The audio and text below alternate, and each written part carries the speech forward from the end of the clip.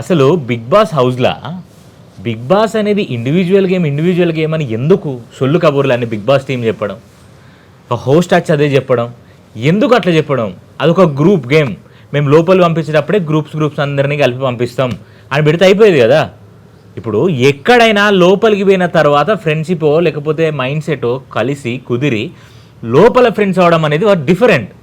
But లోపలికి పోయే ముందే ఆల్రెడీ ఒక గ్యాంగ్ లాగా పంపించినప్పుడు వాళ్ళు గ్యాంగ్ లాగా ఆడకపోతే ఎట్లా ఆడతారండి? నాకు అర్థం కాదు. వాళ్ళు నామినేట్ చేసుకోరు. వాళ్ళందరూ కూర్చొని ఎవరిని నామినేట్ చేయాలో కూర్చొని మాట్లాడుకొని అదేదైతే కోడ్ లాంగ్వేజ్ ఉంటుందో ఏ అని ఒకరు, ఆర్ అని ఒకరు, టీ అని ఒకరు, జీ అని ఒకరు, ఇట్లా మాట్లాడుకుంటూ ఇవన్నీ నామినేషన్స్ అన్నీ ముందే వాళ్ళు ఒకరికొకరు ప్లానింగ్ చేసుకుంటుంటే బిగ్ బాస్ ఇప్పుడు లాస్ట్ సీజన్ వరకు కూడా సీజన్ 7 వరకు కూడా అసలు మనం ఎవరిని నామినేట్ చేస్తున్నాం అనేది ఎవరితో డిస్కస్ చేయొద్దు. అట్లా డిస్కస్ చేయడం అనేది that's rule breaking in the Bigg Boss house. ఇక్కడ ఏమవుతుంది? మొత్తం అదే అవుతుంది. కంప్లీట్గా ఏదైతే రూల్ అని మనం అనుకుంటున్నామో ఆ రూల్నే కంప్లీట్ తీసిపారేసి వీళ్ళు ఇష్టం వచ్చినట్టుగా నామినేషన్ చేస్తున్నారు.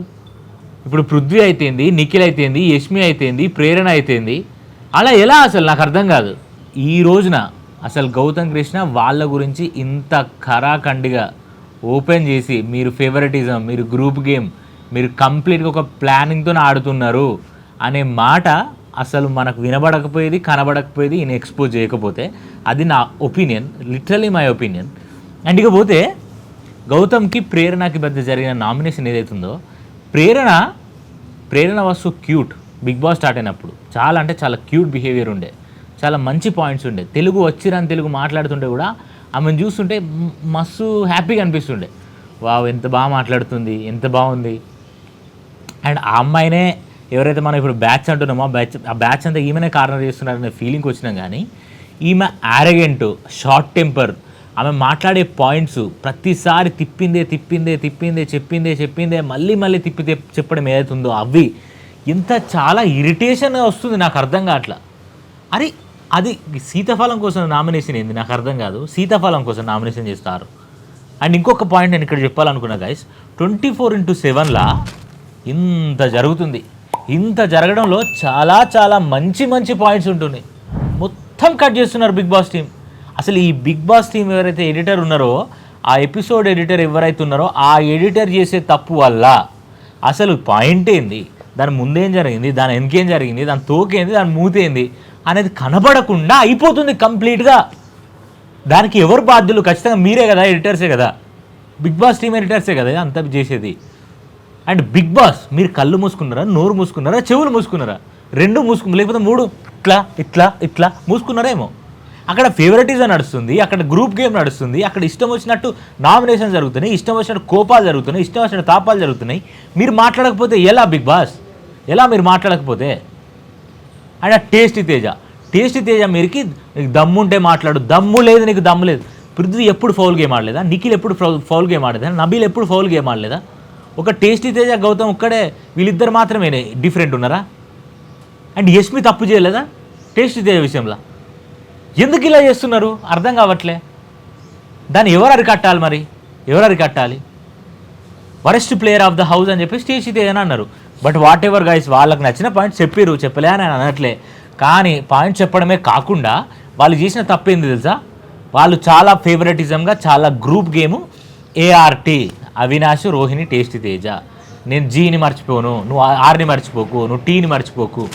What was that cringe? ఎంత దరిద్రంగా ఉంది అది, ఎంత గలీజ్గా ఉంది అది. ఉందా లేదా మీరు చెప్పండి.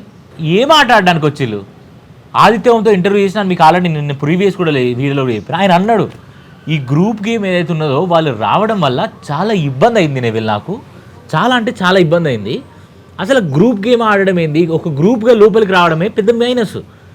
లోపలికి వచ్చినాక గ్రూప్ అవడం వేరు, కానీ గ్రూప్ గేమ్ ఆడడానికే లోపలికి వచ్చి చూసినావా, అక్కడ మోసం జరుగుతుంది. ఎవరెవరు నామినేట్ చేయాలో అర్థం కావట్లే, వాళ్ళందరూ ఫేవరెటిజం చూపించుకుంటున్నారు అని చెప్పేసి. ఆ ప్రేరణ యష్మిని నామినేట్ చేయొచ్చు ఆ పాయింట్లో. ఆ గౌతము, ప్రేరణ, యష్మి వీళ్ళు ముగ్గురు ఒకటే టీంలో ఆడిన, రెడ్ టీంలో. మరి ఆ రెడ్ టీంలో ఆడిన వాళ్ళు ఒక్క పర్సన్ని కార్నర్ చేసి ఒక్క పర్సన్తోనే నీదే తప్పు అని పోట్రీ చేయడం కరెక్ట్గానే మాట్లాడండి గౌతమ్ కృష్ణ, మంచిగా మాట్లాడండి, అప్రిషియేట్ చేయాలి మనం. లాస్ట్ సీజన్కి ఈ సీజన్ కంపేర్ చేయొద్దండి. లాస్ట్ సీజన్లో ఒకలా ఉండే, లాస్ట్ సీజన్లో ఇట్లా మీదికి పోయి లొల్లి పెట్టుకుంటూ ఆడేటోడు. కానీ ఈ సీజన్లో దూరం ఉండి నెమ్మదిగా నిమ్మలంగా మంచిగా మాట్లాడుతూ మంచిగా నామినేషన్ పాయింట్స్ రేజ్ చేస్తూ చాలా క్లియర్ కట్గా ఆడుతుండు.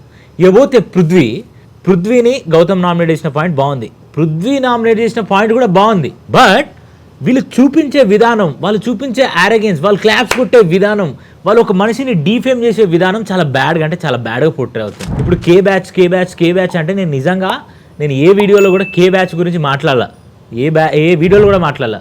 బట్ వీళ్ళందరూ అంటుంటే నేను ఏమేమో అనుకున్నా, కానీ ఇవాళ ప్రూవ్ అయింది వాళ్ళు కే బ్యాచ్ అని చెప్పేసి.